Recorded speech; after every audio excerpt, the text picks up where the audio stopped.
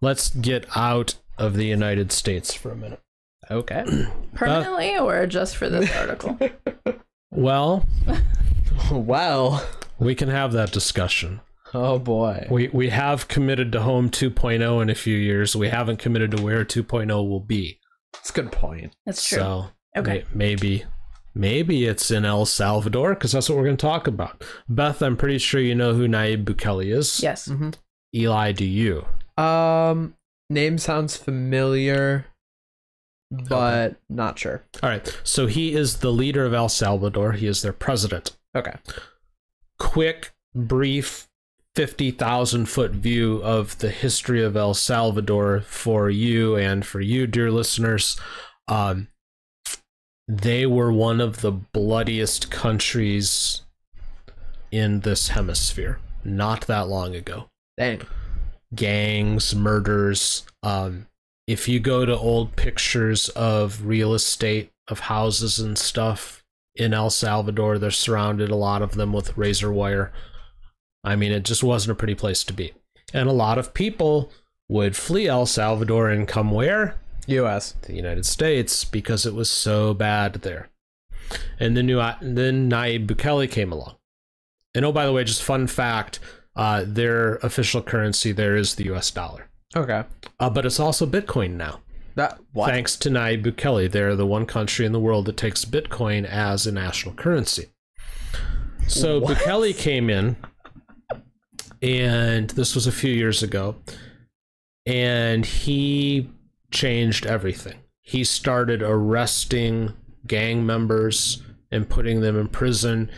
He was very much I'm not going to bargain on this stuff. We're going to clean this country up. And it's become quite a beautiful place now. It's safer.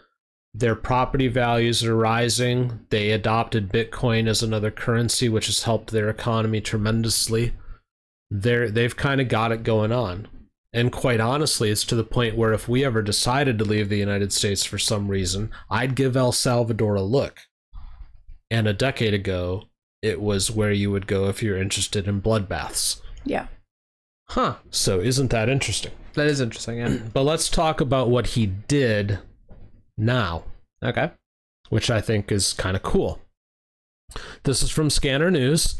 El Salvador's Bukele orders entire executive branch to be investigated for corruption. Quote, I won't be the president that didn't steal but was surrounded by criminals. Good for him.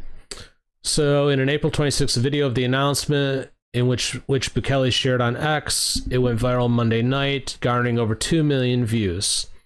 Quote, you can see that everyone here is from the executive branch that I oversee except for one person, the Attorney General.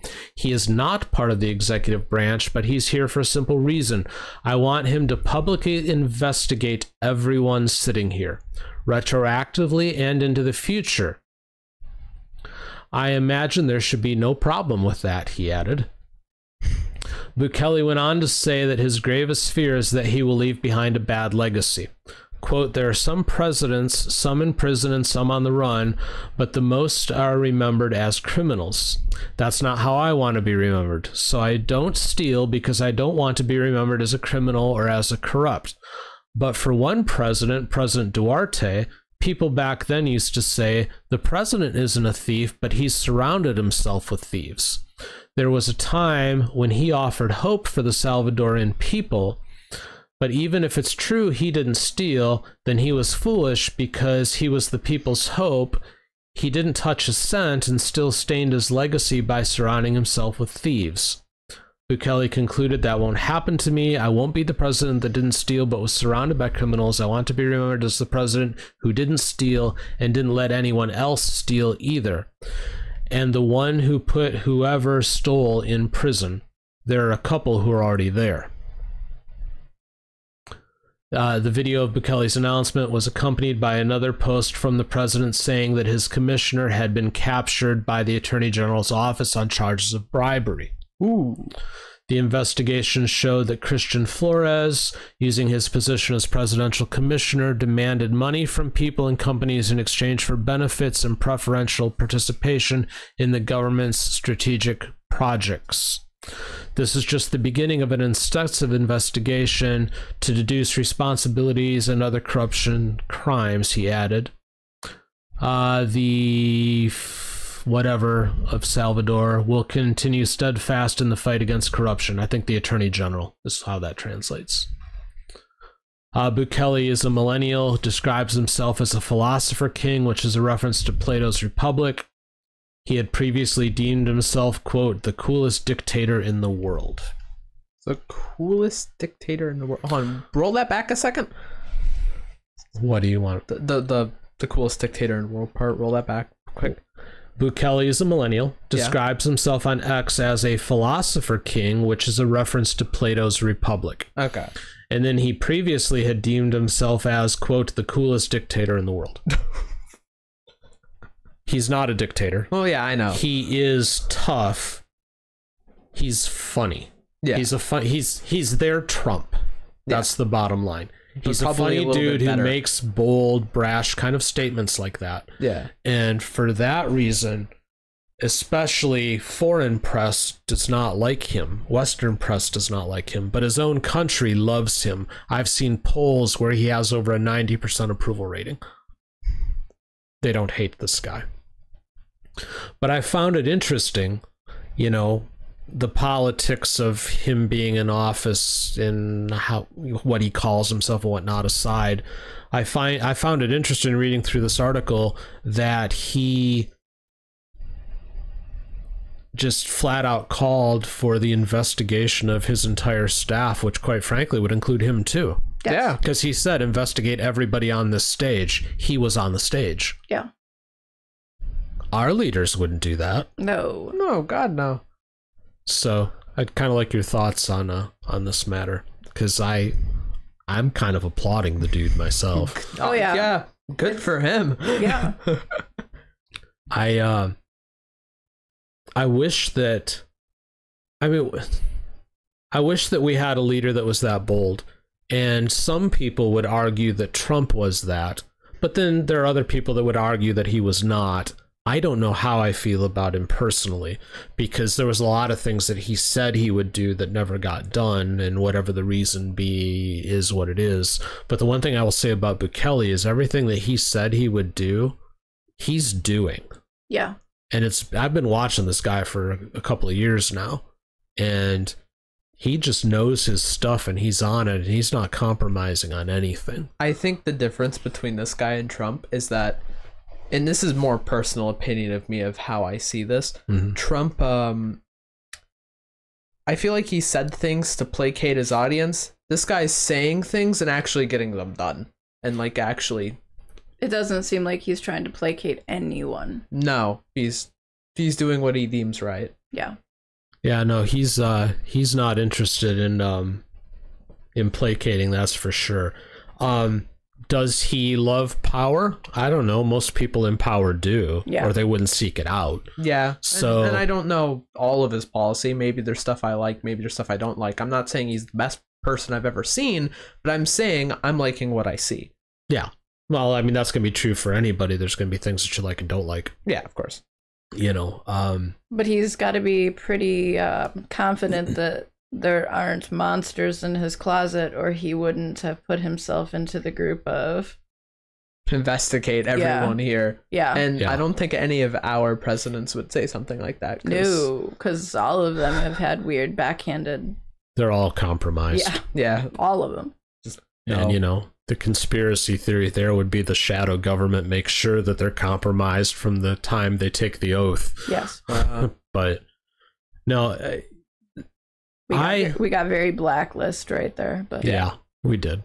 But I'm very intrigued by this guy because, you know, he's making bold moves and his country's benefiting from it, but as well, he's not stupid. He's a smart guy. I remember an interview that he did with Tucker, and he was trying to explain to Tucker how the United States economy is broken. And he gave the greatest example of all that I will never forget because it's perfect. He said, here's how I view it. and they both had a glass of water in front of them. I remember this. And he said, take my glass of water and drink it. And I'm going to give you $1,000 to drink it. Now you give me your glass of water and I'll drink it. And I get $1,000 for that. And he said, what really happened there? We both drank water and we both exchanged $1,000, but did anything change? And he said, no, nothing changed. You still have 1,000, I still have 1,000, which is what we started with, and we both drank a glass of water, which is what was sitting in front of us anyways. He said, but as far as the U.S. government is concerned, 2 jobs were just created and $2,000 was added to the GDP. And he's right. It's true. So dude gets it, and he's able to explain things in a way that the normal person can understand. Yep. And I really appreciate that. And I wish, I hope, I pray that at some point we get a leader that's like that. And again, I'm not saying this guy is God. He's not. He's going to have flaws just like anybody else. But you have to appreciate that he makes these sensible yet simple moves that set himself up and his country up for success. Yes. And you got the guy in Argentina now. Name escapes me, but he's doing the same thing, where he's making cuts and making bold moves and getting his country working again. Yeah. Where we're still existing in fluffy foo-foo land here. Yeah. So, I don't know. Anyways, I just thought I'd share that because I found that really interesting. If you haven't, dear listeners, given any look to Nayib Bukele before, go do some looking on him. Go watch a few videos that are out there, see some interviews. He's a sharp dude. And this was yet another thing that I saw from him that was just impressive, and I'm curious to see. It'll be interesting to see how much corruption, if any, is weeded out beyond his commissioner that was already found. Because I suppose the only argument that you could make on the flip side of that is that if they find a ton of it, then maybe he's a poor judge of character. Or there's another flip side that I thought of just a second ago as you were talking, that maybe we are saying, you know, good for him that he has the cojones to do this, but it's also possible that he knows they're not going to find anything on his staff and it's just a PR stunt. That's also possible. That is, but they did find one. They did. It could have been a sacrificial lamb, but yeah, maybe. But you get my point. Yeah. But not knowing his background or how he truly thinks, this could just be one of those things where he's like, hey, look how cool I am. I'm willing to investigate everybody under me, knowing that there's nothing there. Yeah, but even then, still, I mean, actually taking that action, even if you know nothing's there. Still. But if you know nothing's there, then why are you spending the money and the time and the government resources on it, except to make yourself look better for the population? That's well, to increase confidence, I suppose, in the population. Well, that too. Or around the world, too. Again, their economy is really starting to change. So it's possible that, to your point, if that's what he's doing, he could be sending a message to the world of, see, we've got it going on now. But again, if he already knows the outcome, then there's always a reason. Sure. For everyone in power, there's a deeper reason than usually the general minions understand. And I'm just suggesting that, just like anything else, it's possible here that he's just trying to garner more support. Fair. And that's a valid point. I'm saying for me, though, at this point, I'll take that over either of the 2 geriatrics that we get to choose from this November. Absolutely. Yeah. Yes. That's just my thought. No, I completely agree. Because we already know they're both being controlled by shadow governments, or whatever you want to call it, as we sound like a conspiracy channel. Yeah, I can't wait to see the email I get later today. Yeah. We saw your podcast, and Dan, you better shut up. Yeah. Exactly. We need to have a talk. Yeah. Hey, thanks for watching. Be sure to hit the subscribe button and the notification bell, and join us every Monday and Wednesday at 10 o'clock Eastern, 7 Pacific for our live show.